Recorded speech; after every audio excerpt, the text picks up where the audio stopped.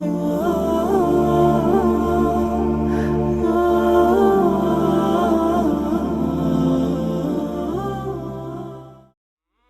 علیکم ورحمت الله و برکاته. این دعای استخاره یعنی طلب خیر کردن. یک شهر میره راه که هستی یا یکون کاری نوی را سر کردنی یا میخواهی زندگی برپا کنی، نمیدونی که دوامش چی میشه و بکنم همین کارا نکنم، برم یا نرم. بعدا طلب استخاره میکنی، 2 رکعت نماز میخونی. نزد مذهب شافعی و مالکی و حنفی اینها دا میگه که در یکم رکعتش قلیه را بخونه، در دیم رکعتش قوال و حد بخونه بهتره. و ایلا دیگر سوره را بخونی میشه، لیکن میگن قلیه را در یکم رکعت بخونه، قوال و حد در دیم رکعت یکم. دیم که بعد 2 رکعت نماز است، بعد هم 2 رکعت نماز ایرا در شب بخونی بهتره، در شب بعد خفتن.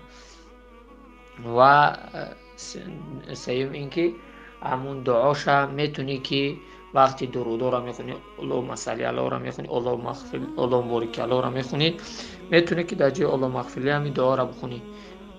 و ایلا میتونی با که سلام بتی و بعد بخونی. دعاش اونوایه. دعاء صلاة الاستخارة.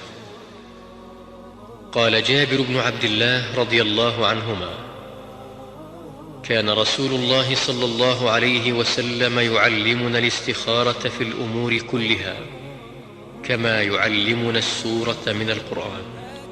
يقول: إذا هم أحدكم بالأمر فليركع ركعتين من غير الفريضة، ثم ليقل: اللهم إني أستخيرك بعلمك وأستقدرك بقدرتك وأسألك من فضلك العظيم، فإنك تقدر ولا أقدر وتعلم ولا أعلم وأنت علام الغيوب.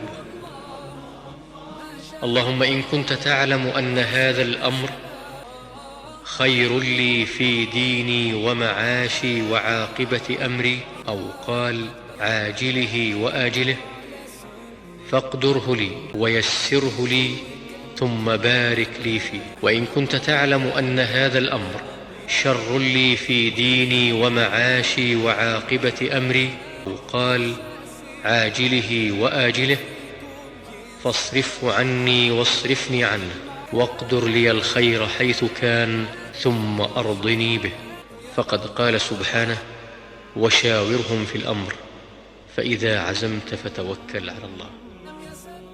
الله مهربان، تو میدونی که من میخواهم که به فلان شهر سفر کنم، یا که الله تو میدونی که من همین کارا میگم به همونجا کار برم، یا میخواهم که زن بگیرم همون دختر در نکاح خود بدارم. الله تو میدونی اگر الله مهربان همون زن برای من در دینم، در زندگیم و در آینده برای من نیک باشه، الله من به من نصیب بگردون.